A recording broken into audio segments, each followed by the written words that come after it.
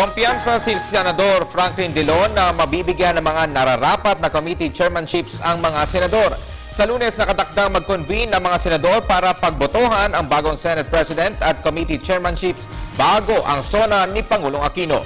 Si George Bandola sa detalye.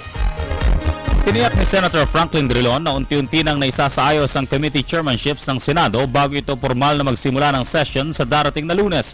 Si Senator Drilon ang napipisil ng mayorya na pumalit bilang bagong Senate President matapos na magbitiw si dating Senate President Juan Ponce Enrile. Sabi ni Drilon, alinsunod sa nais ng Pangulong Aquino at sunod sa agenda ng administrasyon, bibigyan ng pagkakataong mamuno sa mga Senate Committee sa mga senador na umaayon din sa plataforma ng maayos na pamamahala o good governance.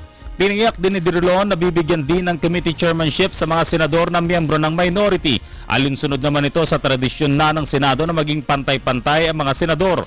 Samantala, bagamat animo nagiging priority sa mababang kapulungan ng Kongreso ang charter change, hindi pa naman daw ito na pag-uusapan ng mga senador. Wala pang consensus ni Drilon sa issue ng Chacha. Inaasahan naman na dadalawan ng lahat ng senador ang ika-4 na State of the Nation address ng Pangulong Aquino sa darating na Lunes.